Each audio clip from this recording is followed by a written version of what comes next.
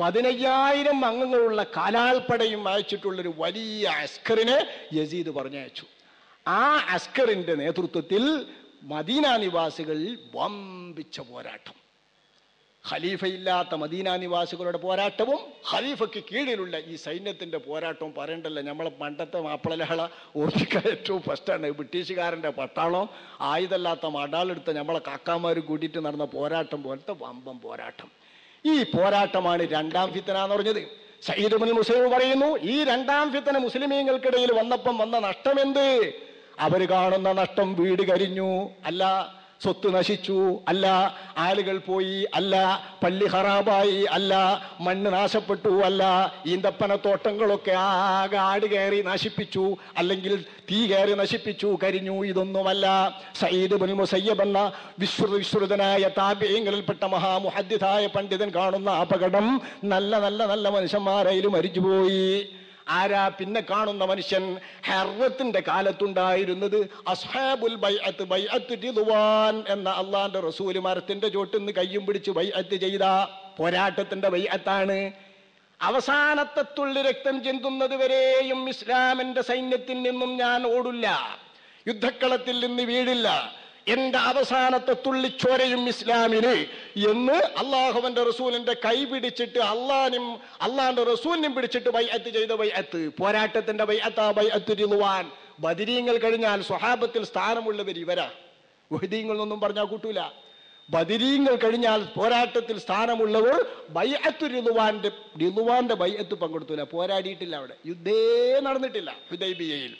ആ ഹുദൈബിയയിലെ സ്വഹാബാക്കൾ, അള്ളാഹുവിന്റെ റസൂലിന്റെ സ്വഹാബാക്കളിൽ നിന്ന് ബദരീങ്ങൾ പോയ ശേഷം പിന്നെ ഞങ്ങൾക്കുണ്ടായിരുന്നു വെളിച്ചമായി, ബർക്കത്തിനായി, അള്ളാഹു വിലവെക്കുന്ന അടിയങ്ങളായി, മദീനാദിവാസികൾക്ക് തണലായി, അവലംബമായി, അലംബമായി.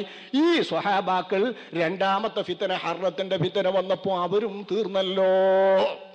ഇപ്പതാ ഒരു മൂന്നാമത്തെ ഫിത്ന, ഇറാഖിലെ അസാരിക്കത്തിന്റെ ഫിത്നയാണ് അദ്ദേഹം ഉദ്ദേശിക്കുന്നത്. അത് നമ്മുടെ വിഷയമല്ല. പക്ഷെ ഈ ഫിത്നയെ കുറിച്ച് പറഞ്ഞിട്ട് മൂപ്പര് പറയുന്നു, ഒലിന്നാസ് ത്വബാഹ്, മനുഷ്യന്മാരൊക്കെ തിമ്മിടുക്കുകയാണേ എന്ന് നമ്മൾ പറയില്ലേ, ഈ ഭാഷയാണ് അറബിലത്. മനുഷ്യന്മാരൊക്കെ തിന്ന് ദമ്മിടുക്കുകയാണേന്ന് അറിയില്ലേ. പെരുന്നാളിൻ്റെ അന്ന് നല്ലോണം തിന്നിട്ട് കുട്ടി ഇത് കണ്ട വയസ്സന്മാരെന്താ പറയാ, തിന്ന് കൂത്താടി ദമ്മിടുക്കുക കുട്ടികൾ, മതം കുത്ത കുട്ടികൾ എന്ന് പറയില്ലേ. ഇത്തരത്തിലുള്ളൊരു പ്രയോഗമാണ് ഒലിന്നാസി ത്വബാഹ്, മനുഷ്യന്മാർക്കൊക്കെ വലിയ ഊക്കാണേ, ഓലെ ഊക്ക് കാണിക്കാണോ ഈ ഫിത്ന കൊണ്ടേ എന്ന് മഹാനായ സയ്യിദ് ഇബ്നുൽ മുസയ്യിബ് റളിയല്ലാഹു അൻഹു. അല്ലെങ്കിൽ പരിഹാസത്തിന്റെ ഭാഷയിൽ മനുഷ്യന്മാർക്കൊക്കെ വലിയ ബുദ്ധിയാണിപ്പേ എന്നും ആവേ ഈ വാക്കിന്റെ അർത്ഥം. ത്വബാഹ് എന്നതിന് ബുദ്ധി എന്ന് അർത്ഥമുണ്ട്, ഊക്ക് എന്ന് അർത്ഥമുണ്ട്. ബുദ്ധിയാണെങ്കിൽ പരിഹാസമാണ്, വലിയ പരിഹാസമല്ലേ ഇത്. ഉപ്പുള്ളോല വലിയ ബുദ്ധിമാന്മാരോ, ബലക്കപ്പോൾ വലിയ ബുദ്ധിമാരും വിവരസ്ഥന്മാരെ അള്ളാഹുവിന്റെ റസൂലിന്റെ സ്വഹാബാക്കളെക്കാൾ എന്ന് നമ്മളിപ്പോൾ ഏതോ നിഷേധികളെ പറഞ്ഞാൽ ഈ രീതിയിൽ ഒലിന്നാസ് ത്വബാഹ്, ഇപ്പം മനുഷ്യന്മാർക്കൊക്കെ വലിയ വിവരാണ്. സയ്യിദ് ഇബ്നുൽ മുസയ്യിബ്, സയ്യിദ് ഇബ്നുൽ മുസയ്യിബ് റളിയല്ലാഹു അൻഹു കാണുന്നത് നോക്കി. മുസ്ലിമീങ്ങൾക്കിടയിലുള്ള ഫിത്ന വരുമ്പോൾ ആ ഫിത്നയുടെ ബർക്കത്തില്ലായ്മയും ഗുരുത്തക്കേടും ബദരീങ്ങൾ മരിച്ചു, മുഴുവൻ തീർന്നു എന്നതാണ്. അപ്പൊ ബദരീങ്ങൾക്ക് അവരിലുള്ള സ്ഥാനം എന്ത്? ഇതാണ് ബദരീങ്ങൾ. ആ ബദരീങ്ങളാണ് അഷ്റഫുൽ ഖൽഖ് സ്വല്ലല്ലാഹു അലൈഹി വസല്ലമ തങ്ങളുടെ സ്വഹാബത്തിൽ വെച്ച് ഏറ്റവും സ്ഥാനമുള്ളവർ. ആ ബദരീങ്ങളെ നമുക്ക് ആര് എന്നാണ് ഇപ്പം ഇനി നമ്മൾ പഠിക്കേണ്ടത്. നമുക്ക് ആര് എന്ന് പഠിക്കാൻ അവർ ഇസ്ലാമിനാര് എന്നാണ് ഇപ്പം ഞാൻ ഇതുവരെ പഠിപ്പിച്ചത്. ഇസ്ലാമിനാര് ബദരീങ്ങൾ, മുസ്ലിമീങ്ങൾക്ക് ആര് ബദരീങ്ങൾ, മുസ്ലാമിക സമുദായത്തിന് ആര് ബദരീങ്ങൾ, അള്ളാഹുവിങ്കൽ ആര് ബദരീങ്ങൾ, റസൂലിങ്കൽ ആര് ബദരീങ്ങൾ എന്ന് പഠിച്ചാൽ നമുക്കാര് എന്ന ചോദ്യത്തിന്റെ മറുപടി വളരെ ലളിതമായി കിട്ടും. ആരാ നാം? നമുക്ക് നന്നോണ്ട് ഉദ്ദേശം ആരാ? വണ്ടൂർക്കാർക്കോ?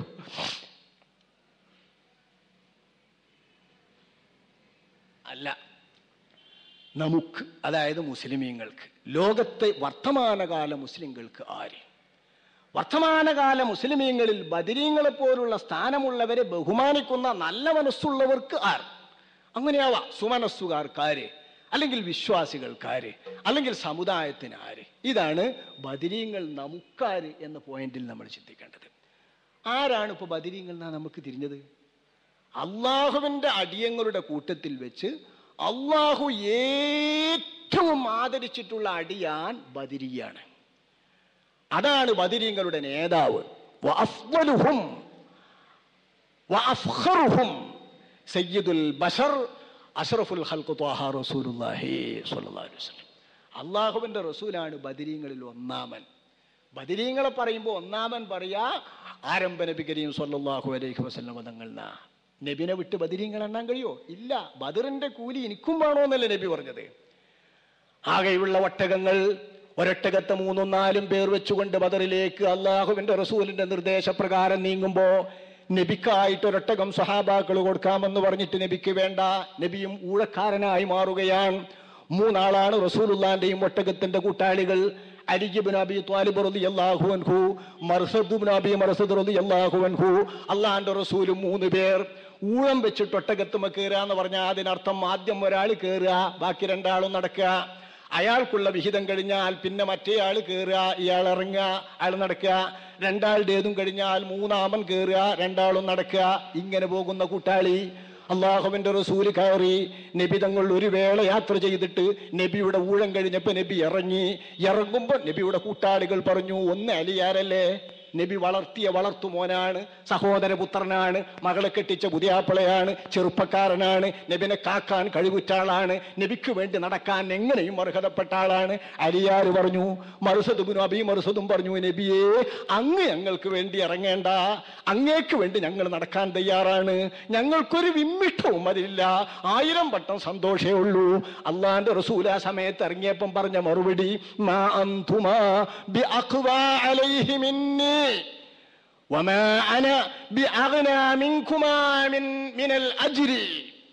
ഞാൻ നിങ്ങളെക്കാൾ അള്ളാഹുവിന്റെ പ്രതിഫലം വേണ്ടാത്തവനല്ല, നിങ്ങൾക്ക് എന്നെക്കാൾ ശക്തിയുമില്ല, നടക്കാൻ നിങ്ങൾക്ക് എന്നെക്കാൾ ശക്തിയില്ല, നിങ്ങളെപ്പോലെ എനിക്കും നടക്കാൻ ശക്തിയുണ്ട്. നിങ്ങൾക്കാണെങ്കിലോ നിങ്ങൾക്കില്ലാത്ത പ്രതിഫലം, നിങ്ങൾക്ക് കിട്ടുന്ന പ്രതിഫലം, നിങ്ങൾക്ക് വേണ്ട പ്രതിഫലം എനിക്കത് വേണ്ട, തോന്നിയിട്ടില്ല. എനിക്കും വേണം നിങ്ങളെപ്പോലെ പ്രതിഫലം. നിങ്ങൾ നടന്നിട്ട് യുദ്ധം ചെയ്യാൻ പോയപ്പോൾ കിട്ടിയ പ്രതിഫലം എനിക്കും വേണം. നിങ്ങൾ പോരാട്ടത്തിന് ആയുധമില്ലാതെ പോയ പുണ്യം എനിക്കും വേണം. നിങ്ങൾ പോരാടുമ്പം പേടിച്ചു പോരാടിയ പുണ്യം എനിക്കും വേണം. ഒരുക്കമില്ലാത്ത, എണ്ണമില്ലാത്ത, മുന്നൊരുക്കമില്ലാത്ത ബദരീന്റെ പോരാട്ടത്തിന്റെ പുണ്യം എന്താണോ അതൊക്കെ എനിക്കും വേണം എന്ന് പറഞ്ഞ അഷ്റഫുൽ വറാ ബദറിന്റെ പുണ്യം കാക്ഷിച്ച ബദരീകളിൽപ്പെട്ട വ്യക്തിയാണ്. ബദറിൽ സംബന്ധിച്ച ബദരിയാണ്. നിർദ്ദേശം നൽകിയ സേനാനായകനാണ്. സേനകളെ ഇരിക്കേണ്ടടുത്ത് മുഴുവൻ ഇരുത്തിയ നായകൻ. അതുകൊണ്ട് ഒന്നാമത്തെ ബദരി മുഹമ്മദ് മുസ്തഫ സ്വല്ലല്ലാഹു അലൈഹി വസല്ലം തങ്ങൾ. ബദരീങ്ങളിലെ പ്രഥമനെ വേണ്ടാത്തവൻ ഈ സമുദായത്തിൽ ആരാണ്? മുസ്ലിം സമുദായത്തിൽ ഈ ബദരിയായ മുത്തനബിനെ മാറ്റി നിർത്തിയിട്ട് ആർക്ക് വേണം അയാളെ? രണ്ടാമത് ബദരീങ്ങളിൽ എണ്ണുന്നത് അബൂബക്കർ സിദ്ദീഖ്, മൂന്നാമത് ഉമറുൽ ഫാറൂഖ്, നാലാമത് ഉസ്മാൻ ഇബ്നു അഫ്ഫാൻ, അഞ്ചാമത് എണ്ണുന്നത് അലി ഇബ്നു അബീ ത്വാലിബ് റളിയല്ലാഹു അൻഹുമാ തുടങ്ങി അശ്റത്തുൽ മുബശ്ശിരീങ്ങളിൽപ്പെട്ട സ്വഹാബികളെയാണ് പിന്നീട് എണ്ണുക. ഇവരെ വേണ്ടാത്ത സമുദായം ആരാണ്? സമുദായത്തിലെ മക്കളാരാണ്? അംഗങ്ങളാരാണ്? തീർച്ചയായും ബദരീങ്ങളെ ഒഴിച്ചു നിർത്തിക്കൊണ്ട് ഈ സമുദായത്തിന് നിൽക്കാൻ കഴിയില്ല. ബദരീങ്ങളുടെ തണലില്ലാതെ ഈ സമുദായത്തിന് ജീവിക്കാനും കഴിയില്ല. അതുകൊണ്ട് ബദരീങ്ങൾ എന്ന് പറയുമ്പോൾ അവരിൽ ആരൊക്കെ പെട്ടുവെന്ന് ആലോചിച്ച് വേണം ചിന്തിക്കാൻ. അള്ളാഹുവിന്റെ റസൂല്, 4 ഖലീഫമാര്, ശേഷം വന്ന അശ്റത്തുൽ മുബശ്ശിരീങ്ങള്, ഇസ്ലാമിന്റെ പേരിൽ എന്തെങ്കിലും പവറും പത്രാസും അവകാശപ്പെടാനും പറയാനും പിൻപറ്റപ്പെടാനും പറ്റുന്ന ഇമാമുകളുടെ ഇമാമുമായിട്ടുള്ള ആരൊക്കെയുണ്ടോ അവരുടെ സമൂഹമാകുന്നു ബദരീങ്ങൾ. അതുകൊണ്ട് തന്നെ ബദരീങ്ങൾ എന്ന് പറയുന്നവർ ഒഴിച്ചു നിർത്തി ഇസ്ലാമിനൊരു ചരിത്രമില്ല. പക്ഷേ നമുക്ക് എന്തുകൊണ്ടാണ് ബദരീങ്ങൾക്ക് ഈ സ്ഥാനം കിട്ടിയത് എന്ന് ചിന്തിക്കുമ്പോൾ കുറെ കൂടി ബദരീങ്ങളുമായിട്ട് നമുക്കുള്ള ആവശ്യവും കടപ്പാടും ബോധ്യപ്പെടും. എന്താണ് ബദറിന്റെ പ്രസക്തി?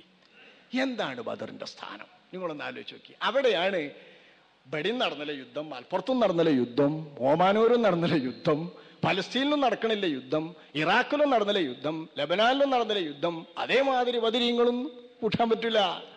അതേമാതിരി എല്ലാ ബദരീങ്ങളുടെ യുദ്ധത്തിന്റെ സ്ഥാനം എന്താകുന്നു എന്ന് നമ്മൾ ചിന്തിക്കണമെങ്കിൽ ബദരീങ്ങളുടെ പോരാട്ടം കൊണ്ട് നമുക്ക് കിട്ടിയ, ഈ ദീനിന് കിട്ടിയ, അള്ളാഹുവിന്റെ ദീനിന് കിട്ടിയ നേട്ടം എന്ത് എന്ന് ചിന്തിക്കണം.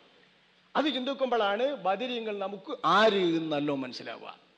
നിങ്ങൾ ആലോചിക്കൂ, ബദർ യുദ്ധത്തിന്റെ പോരാട്ടത്തിന് വേണ്ടി മുഖാമുഖം അണിനിരന്ന് നിൽക്കുന്ന ഒരു സന്ദർഭം. മുഖാമുഖമായിട്ട് ഇസ്ലാമിന്റെ പേരിൽ വന്ന ഒന്നാമത്തെ യുദ്ധമാണല്ലോ ബദർ. അള്ളാഹു തന്നെ ആ 2 സംഘത്തെയും വിവരിക്കുന്ന ആയത്താണ് ഞാൻ തുടക്കത്തിൽ ഓതിയത്. ഖദ് കാന ലക്കും ആയത്തുൻ ഫീ ഫിഅതൈൻ ഇൽതഖതാ ഫിഅത്തുൻ തുഖാതിലു ഫീ സബീലില്ലാഹ് وأخرى كافرة يرونهم مثليهم رأي العين والله يؤيد بنصره من يشاء إن في ذلك لعبرة لأولي الأبصار. ഇത് ഒന്നാമത്തെ ആയത്ത്, ആലു ഇമ്രാനിലെ 13ാമത്തെ ആയത്ത്. ലഖദ് കാന ലക്കും ആയത്തുൻ ഫീ ഫിഅതൈൻ, നിങ്ങൾക്ക് വമ്പിച്ച ദൃഷ്ടാന്തമുണ്ട്. അല്ലാഹ് ആണയിട്ട് പറയാം, ലഖദ് കാന ലക്കും, ഞാൻ ആണയിട്ട് പറയുന്നു, ലഖദ് കാന ലക്കും, നിങ്ങൾക്ക് നിശ്ചയമായിട്ടുമുണ്ട്, ആയത്തുൻ, വലിയ ദൃഷ്ടാന്തം, ഫീ ഫിഅതൈൻ, 2 സംഘങ്ങളെ ചൊല്ലി, ഫിഅത്തുൻ